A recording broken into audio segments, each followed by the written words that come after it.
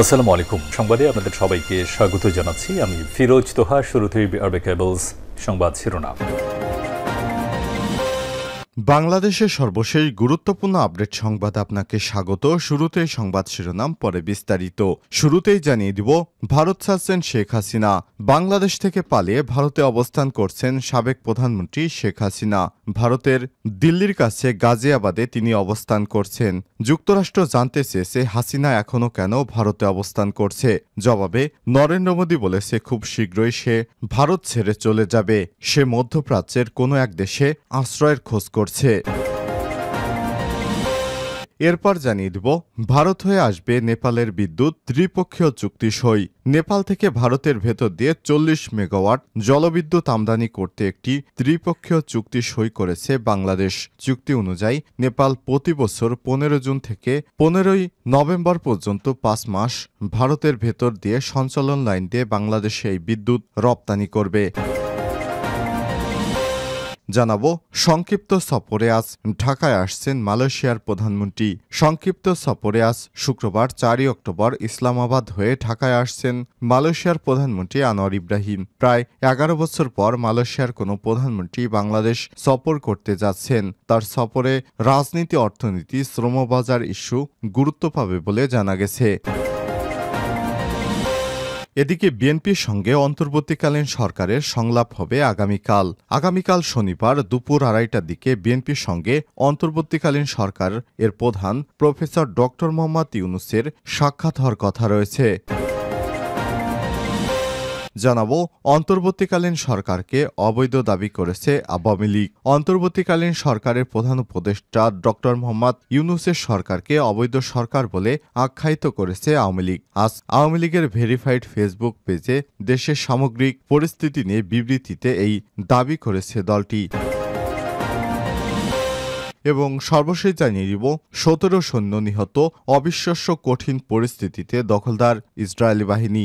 দক্ষিণ লেবাননে অবস্থিত কঠিন পরিস্থিতির মুখে পড়েছে দখলদার ইসরায়েলি বাহিনী। গত 24 ঘন্টায় তীব্র হামলা চালিয়েও সুবিধা করতে পারছে না ইসরায়েল বাহিনী, বরং হিজবুল্লাহ যোদ্ধাদের কাছে তারা ভয়াবহ প্রতিরোধের মুখে পড়েছে। হিজবুল্লাহ দাবি করেছে তারা 17 জন দখলদার ইহুদি সৈন্যকে জাহান্নামে পাঠিয়েছে। প্রিয় দর্শক, এতক্ষণ শুনছিলেন সংবাদ শিরোনাম, এবারে বিস্তারিত।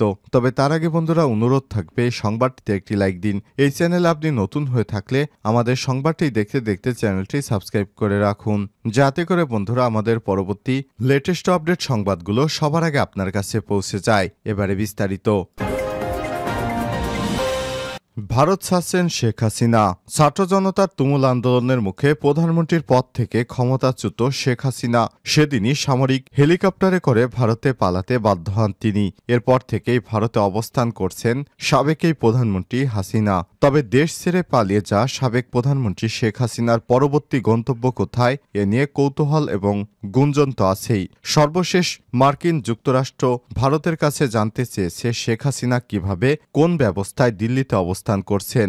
জবাবে ভারত নাকি বলেছে খুব স্বল্প সময়ের মধ্যেই মধ্যপ্রাচ্যের কোনো একটি দেশে তিনি চলে যাবেন। এ খবর ঢাকার সরকারি মহলকেও জানানো হয়েছে বলে মানবজমিনের প্রতিবেদন থেকে জানা গেছে। গত 5 আগস্ট প্রধানমন্ত্রীর পদ থেকে পদত্যাগ করে ছোট বোন শেখ রেহেনাকে নিয়ে ভারতে পালিয়ে গেছেন সাবেক প্রধানমন্ত্রী শেখ হাসিনা।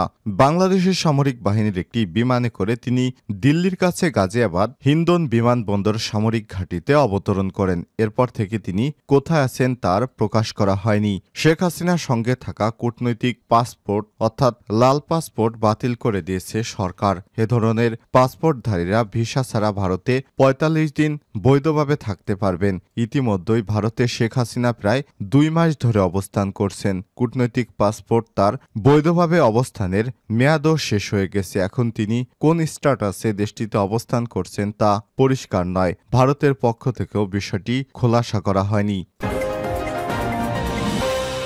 ভারত হয়ে আসবে নেপালের বিদ্যুৎ, ত্রিপক্ষীয় চুক্তি সই।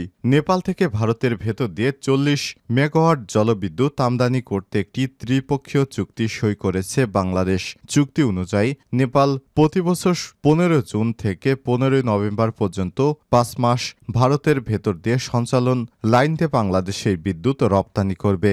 বৃহস্পতিবার কাঠমান্ডুতে বাংলাদেশের বিদ্যুৎ উন্নয়ন বোর্ড বিপিডিবি, নেপাল বিদ্যুৎ কর্তৃপক্ষ এনইএ এবং ভারতের এনটিপিসি বিদ্যুৎ ব্যবসা নিগম লিমিটেড এনভিভিএন এর প্রতিনিধিরা চুক্তি স্বাক্ষর করেছেন। চুক্তি সই অনুযায়ী বাংলাদেশের পরিবেশ, বন ও জলবায়ু পরিবর্তন ও প্রাণী সম্পদ মন্ত্রণালয়ের উপদেষ্টা সৈয়দা রিজওয়ানা হাসান, নেপালের জ্বালানি সম্পদ ও সেচ মন্ত্রী দীপক খাড়কা, জ্বালানি প্রতিমন্ত্রী পূর্ব বাহাদুর তামাং, বাংলাদেশের পাওয়ার ডেভেলপমেন্ট বোর্ডের চেয়ারম্যান মোহাম্মদ রেজাউল করিম, নেপাল বিদ্যুৎ কর্তৃপক্ষের নির্বাহী পরিচালক কুলমান ঘিসিং, ভারতের national thermal power corporation CEO ডিনো নারার উপস্থিত ছিলেন।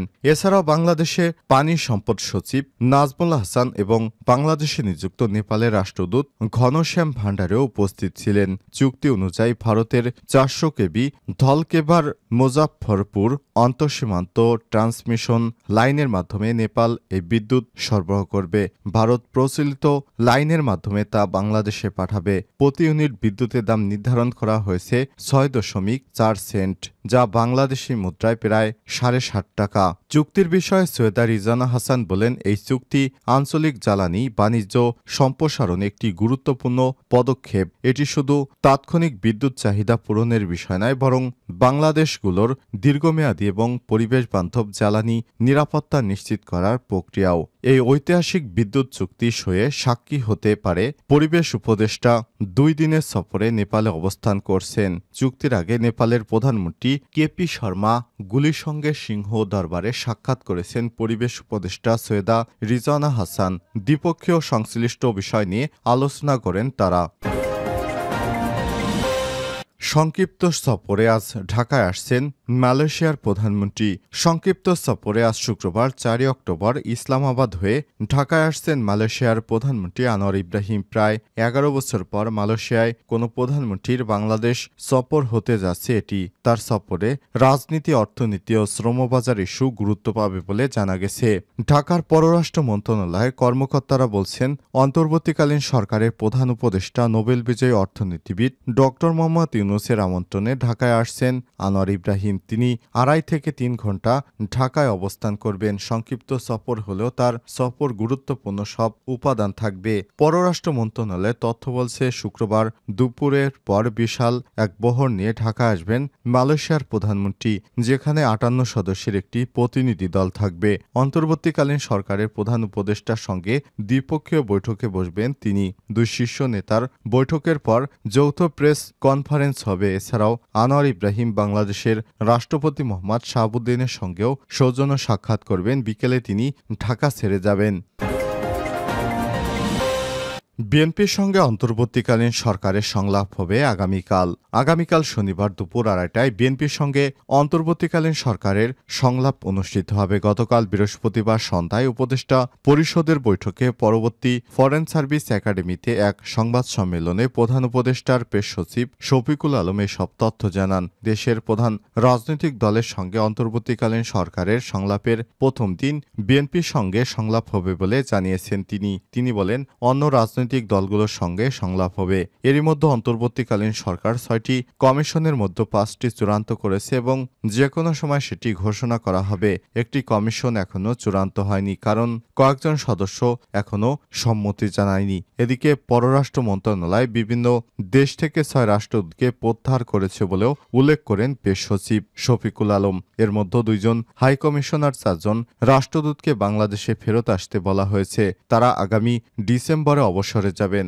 ভুল তথ্য না ছড়ানোর আহ্বান। অন্তর্বর্তীকালীন সরকার বাক স্বাধীনতায় বিশ্বাসী জানিয়ে ভুল তথ্যের বিষয়ে সতর্ক হতে সংবাদ মাধ্যমগুলোকে আহ্বান জানিয়েছেন প্রধান উপদেষ্টার প্রেস সচিব শফিকুল আলম। প্রেস সচিব বলেন, ডিসি নিয়োগের অর্থ লেনদেন সংক্রান্ত যে সংবাদ দৈনিক কালবেলা প্রকাশ করেছে তা খতিয়ে দেখা হবে। আমরা এটা খতিয়ে দেখছি। রিপোর্টটি কতটা সত্য তা খতিয়ে দেখা হচ্ছে। আমাদের পত্রিকাগুলোর আলোকে বলতে পারি, আমরা ফ্রিডম অব স্পিচে বিশ্বাস করি। আশা করব নিউজ প্রেজেন্টেশনে কোনো ধরনের মিস ইনফরমেশন যেন না ছড়ায়। এই ঘটনা একটি হাই লেভেল কমিটি হবে, এতে কয়েকজন সিনিয়র সাংবাদিকও এঙ্গেজ করছি। এই রিপোর্ট ঠিক ছিল নাকি সেটাও দেখছি, এই রিপোর্টের আলোকে আমরা স্টেপ নিচ্ছি। তিনি বলেন, শ্রমিক অসন্তোষ নিরসনে পদক্ষেপ নিতে নির্দেশ দিয়েছেন ডক্টর ইউনূস। প্রধান উপদেষ্টা মণ্ডলী এবং কর্তৃপক্ষকে নির্দেশ দিয়েছেন যাতে শ্রমিকদের বিক্ষোভের বিষয়ে তাৎক্ষণিক এবং লাস্টিং একটা স্টেপ নেন। আমার মনে হয় সামনে ভালো কিছু পদক্ষেপ দেখবেন, আমরা আশা করছি এতে বিক্ষোভ শেষ হবে। এছাড়াও উপদেষ্টা পরিষদের বৈঠকে বার্ষিক $110 বিলিয়ন রপ্তানি লক্ষ্যমাত্রা নির্ধারণ করার কথাও জানান তিনি। পেশ সচিব বলেন, গত 15 বছরে যারা সরকারের কাছে ছিল এবং সরকার চায় না তারা গুরুত্বপূর্ণ পদে থাকুক।